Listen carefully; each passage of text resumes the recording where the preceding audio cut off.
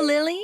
Say, are you still planning on marrying my dear boy, Ethan? Good evening, Mom. It's nice to hear from you. How are you?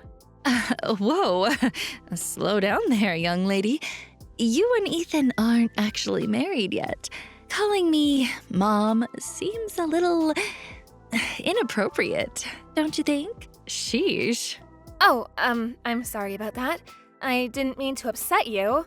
Let me just start over. How are you, Donna? Fine, whatever. Just answer my question, hun. Are you really going through with this wedding? Yes, I was planning on it. Otherwise, I wouldn't have said yes when he proposed. Plus, our wedding's tomorrow, and… All right, let me ask you this then. How much money do you have in your savings? What, this again? What about your parents? How much money do they make? They better be saving up for their own retirement.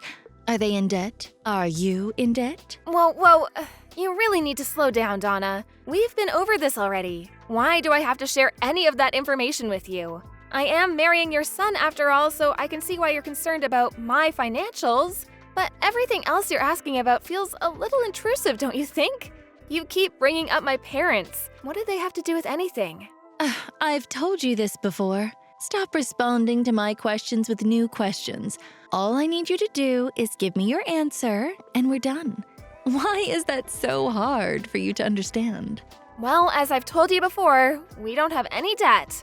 As for all your other questions, I can't answer them until I know what your intentions are. Fine. I see how it is. If you can't give me a straight answer, even on the night of your wedding, I guess that's just how it's going to be. I've had enough. Don't even bother. I will see you tomorrow. Okay, good night, Donna.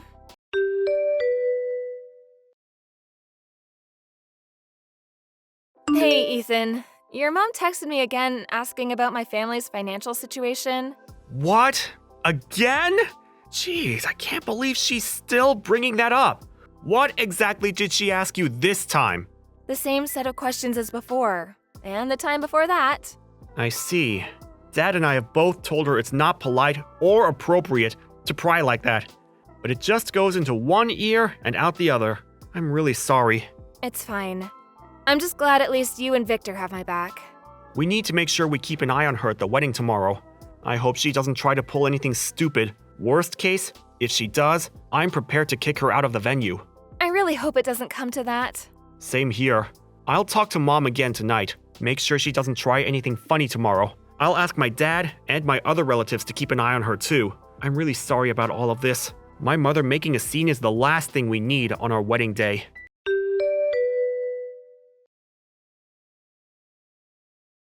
I'm glad at least the ceremony went well. You were absolutely stunning. Oh, thanks, dear. Now we just have to get through the reception. I hope it goes well.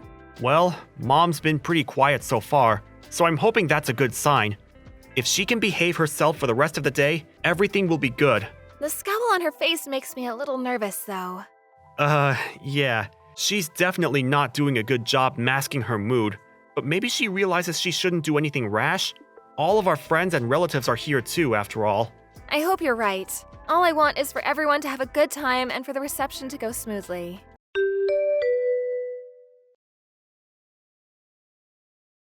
I knew it. So you were after our money. You've been exposed, Missy. Ethan definitely won't go through with this wedding now. Oh, how unfortunate for you. What is your problem?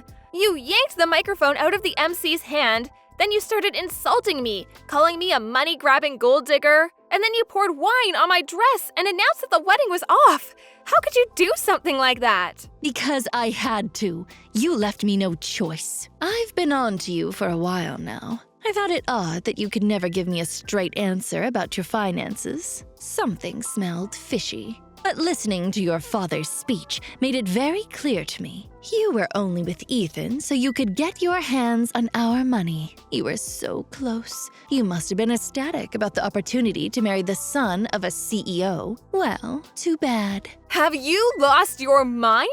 What part of my father's speech could have possibly made you think that?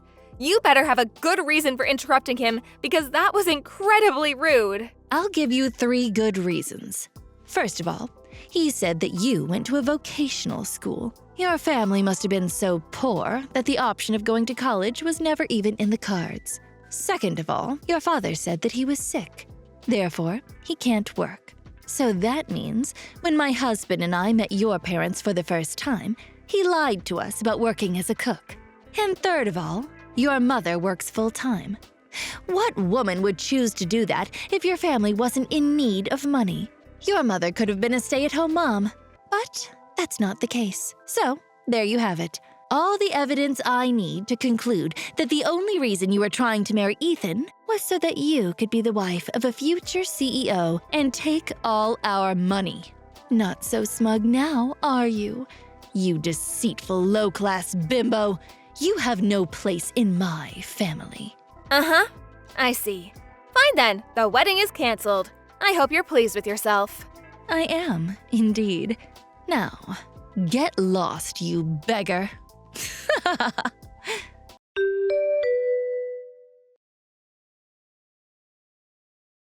Lily, is it true? I heard that after you announced that you canceled the wedding yesterday, you actually carried on with it as planned.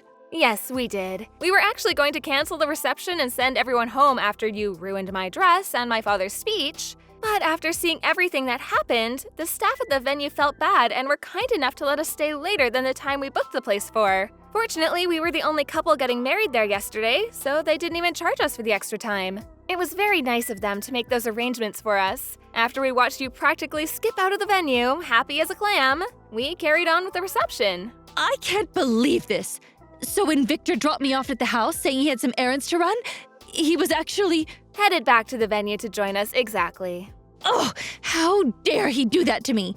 After I went through all the trouble to expose your true identity. You nasty double-dealing pauper! Let me set the record straight because it seems you're confused about a lot of things. I don't need you to be making any more presumptions about me and my family.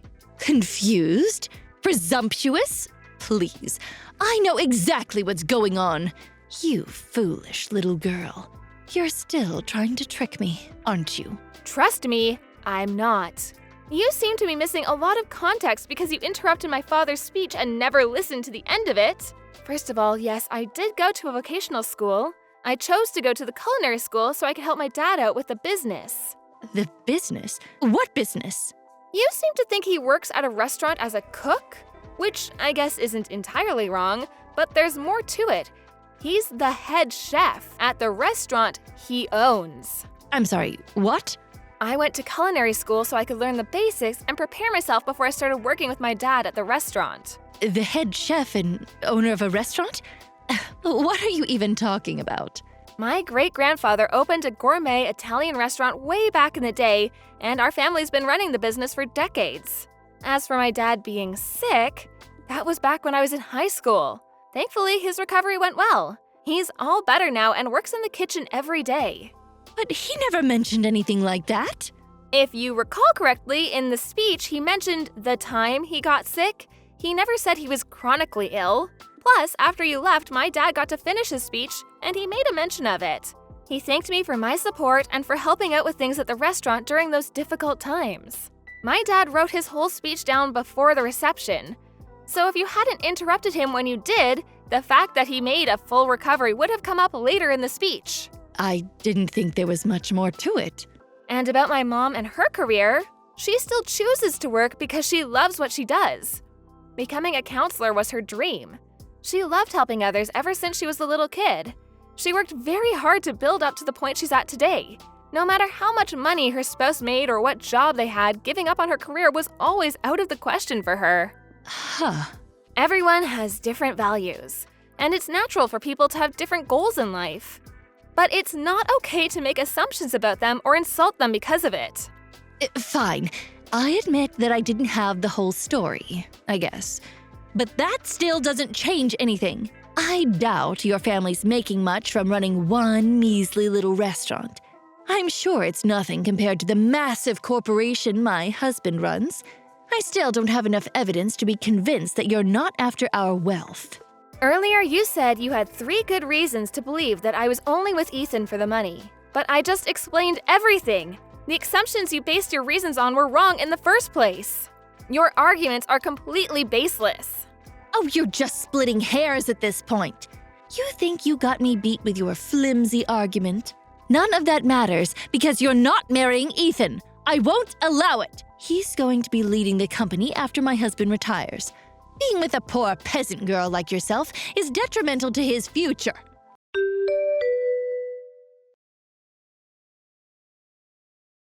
Lily! I'm so sorry about my mother's behavior. I have no idea what's gotten into her, but it's completely unacceptable. I'm okay, Ethan. At least you and your dad are on my side. Of course we are. We know you and we know your character. You're a kind, hardworking, and loving person. Thanks. I really appreciate that. So, I have something I wanted to talk to you about, and I want my dad and your parents to be there to hear it. Can you talk to your parents so we can arrange a time for all of us to meet in the next few days? Alright, sure. What is it that you want to talk about, though? I've been thinking about a lot of stuff. About the business, about our future. I want to make the best choices for us. Dad's been helping me figure some of it out, too. I think I reached a decision, but I wanted to run it by you and your parents first. Okay, I'll check my parents' schedule and get back to you. Thank you. I appreciate it. We'll talk soon.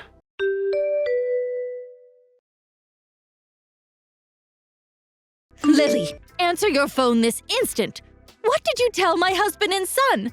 There's no way they would treat me like this unless you were behind it. I'm not behind anything, Donna. Victor and Ethan just told me what I assume they told you. Ethan said he wanted to take my family's name and cut ties with you. And Victor said he was going to officially announce that Ethan's cousin Sean will be taking over the company after he retires. Oh, and that he's also planning on divorcing you. At least that's what my parents and I were told. That's all I know. You can't be serious! Why wasn't I part of this conversation? Ugh, unbelievable. Well, considering the way you behaved at the wedding, I'm not surprised that Victor and Ethan felt they wouldn't be able to have a rational discussion with you. It might feel unreasonable, but I can't really blame them. This is an outrage. After 30 years of marriage and dedicating my life to being a devoted housewife and supporting my husband while he ran his family's company. What irks me the most is that Victor is telling me that when we split our assets after the divorce, he's going to make me take part of my share and pay you for the damages that I caused at the reception. $50,000! All of his relatives are saying it's only fair, but they're wrong. Everyone's being so cruel to me. I can't stand this.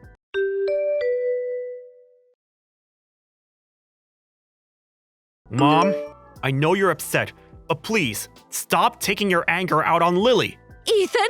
Oh, don't tell me you're with her right now. Of course I'm with her. We just brought our papers to City Hall.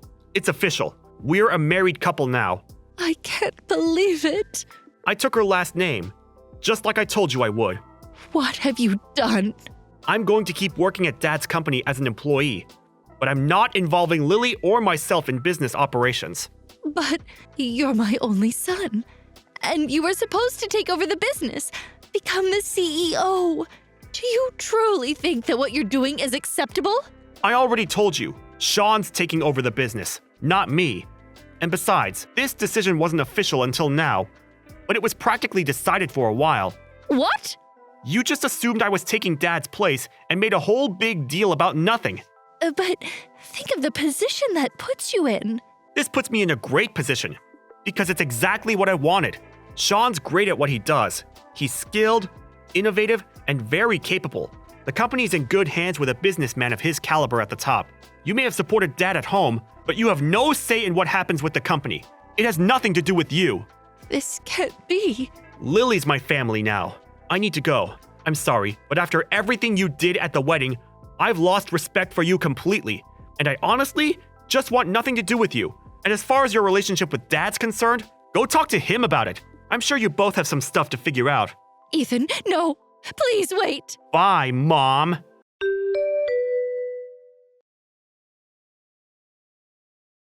Donna was furious and kept making a fuss, blaming me for everything.